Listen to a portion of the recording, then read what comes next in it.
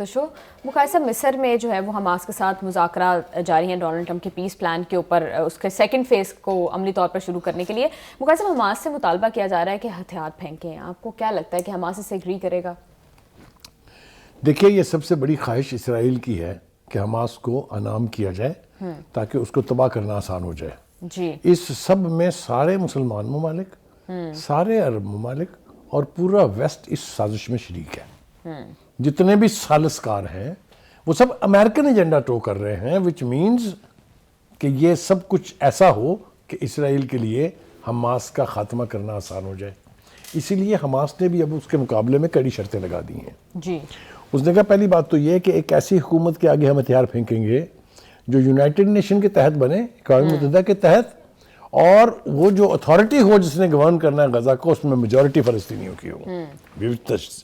یعنی سخت شرط ہے. جی، وہ صرف اس لیے کہ نیتن یاہو کے بارے میں خود اسرائیل کے اندر یہ باتیں کی جا رہی ہیں کہ لاشیں ملنے کے بعد جب پوری مل جائیں گی اور قیدیوں کی رہائی کے بعد یہ جنگ دوبارہ شروع کرنی ہے اس نے. بخاری صاحب، تقریباً 500 دفعہ تو آلریڈی خلاف ورزی کر چکے ہیں اور 350 لوگ مار چکے ہیں وہ جنگ. یہ جو تفصیلات ہمارے سامنے پڑی ہیں جی، یہ شرمناک ہے. مجھے سمجھ میں نہیں آتی کہ کوئی ایک لفظ آپ نے کسی مسلمان سربراہ کے منہ سے سنا ہو کہ یہ کیسی جنگ بندی ہے جس کے بعد اتنی خوفناک وائلیشنز ہو رہی. 497 violation of that cease fire اور 342 سے زیادہ فلسطینی شہید آپ بتا چکی ہیں. میرے پاس اس سے بھی زیادہ جو بدترین مثال ہے وہ یہ ہے کہ جنگ نے فلسطینی معیشت کو تباہ کر دیا ہے. یہ بحران 1960 کے بعد 10 بدترین معاشی زوال میں سے ایک ہے. جی، یعنی اکانومی ان کی تباہ، ان کی لاکھوں کے حساب سے لوگ اپاہج اور شہید ہوئے. آپ نے ان کا جینا حرام کیا ہوا ہے، اس کے باوجود آپ ان کے اوپر کڑی سے کڑی شرطیں جو ہیں وہ مسلط کر رہے ہیں.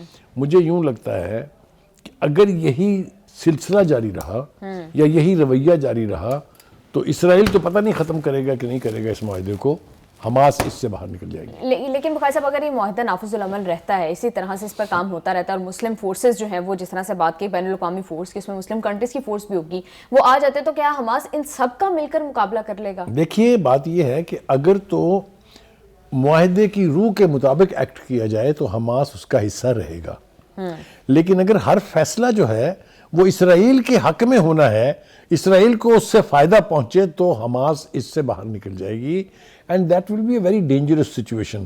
یہ جو برداشت کر رہے ہیں نا پریزیڈنٹ ٹرمپ صاحب اور جو یہ ثالثکار ہیں، یہ بلا وجہ نہیں ہے. They know what Hamas can do and what Hamas will do. جی، یہ اگر تو کھائی پی روٹی ہوتے وہ تو اب تک تو اجاڑ دیا ہوتا ان کو. بالکل. تو بخاری صاحب، پھر آپ سچویشن کو کس طرف جاتا دیکھ رہے ہیں؟ حماس سے بار بار یہ مطالبہ بھی کیا جا رہا ہے کہ وہ ہتھیار پھینک دے، غیر مسلح ہو جائیں، ان کو سیف پیسج پرووائڈ کرنے کی بات بھی ہو رہی ہے. اور اب جو ہے حماس کا تو کیٹیگوریکلی یہ سٹیٹمنٹ ہے کہ جب تک فلسطینی اتھارٹی کے سامنے، جو کہ فلسطینیوں کے رائے سے آئے، اس کو ہی جو ہے اس کے سامنے ہتھیار. اس سے بھی بڑی شرط جس پر سب کا اتفاق تھا وہ تھا 2 ریاستوں کا قیام. جی، کہاں ہے وہ؟ ایسا تو کچھ ہوتا دکھائی نہیں دے رہا. تو ہمارا کہیں ذکر ہی نہیں ہے. ہوتا کیا دکھائی نہیں دے رہا؟ کہیں ذکر ہی نہیں ہے. تو آپ کیسے حماس سے توقع رکھتے ہیں کہ وہ آپ کی مرضی کے معاہدے کا حصہ بن جائے گی؟ میرا نہیں خیال وہ بنے گی. اور مجھے یوں لگتا ہے، جس طرح کل ہم ایک رپورٹ کا ذکر کر رہے تھے کہ ایران جو ہے وہ اپنی پراکسیز کو، چونکہ ویسٹرن رپورٹ تھی تو وہ لہٰذا ایران کی پراکسیز کہہ رہے ہیں، ویسے تو وہ جد و جہد آزادی ہے، ان کو جس طریقے سے وہ عام کر رہا ہے تو خطرہ تو امریکہ میں خطرے کی گھنٹی بج رہی ہے. اسرائیل خوفزدہ ہے کہ ایران پھر کہیں اس کے اوپر حملہ نہ کر دے. میں نے کل تفصیل سے بتایا تھا کہ ایران کی جو کیپیسٹی ہے اس وقت it is changed. It is no longer an isolated country because of the American sanctions. It has openings from the Chinese government, from the Russian Putin. ان کو اسلحہ بھی مل چکا ہے، نیو ٹیکنالوجی بھی مل چکی ہے. ہم نے بھارت کو ناک چنے کیسے چبوائے؟ with new technology and best ability to use it. Strategy اور and then strategies.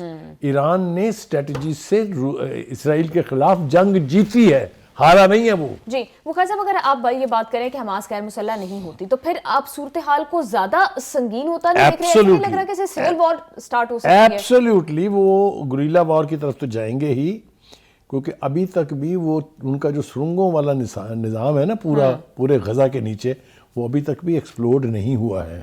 ایک بات. دوسری بات یہ ہے کہ جب آپ اتنا سپریس کر دیتے ہیں کسی جدوجہد آزادی کی تنظیم کو, پھر وہ اپنا دائرہ کار بڑھاتے ہیں جی, پھر وہ دنیا کے مختلف حصوں میں پھیلتے ہیں. فلسطینی کون سا ملک ایسا جہاں فلسطینینز نہیں ہیں؟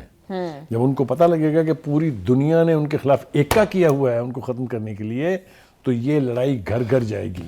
جی, تھرڈ ورلڈ وار یہاں تو شروع نہیں ہوئی نا اس وجہ سے, لیکن پھر ہر ایک وہ ملک بلیڈ کرے گا جس نے بھی فلسطینیوں کے ساتھ غداری کی ہے یا ان کے انٹرسٹ کے خلاف اسرائیل کا یا امریکہ کا ساتھ دیا ہے. جی بخاری صاحب بالکل ٹھیک کہہ رہے ہیں. Thank you so much for your analysis.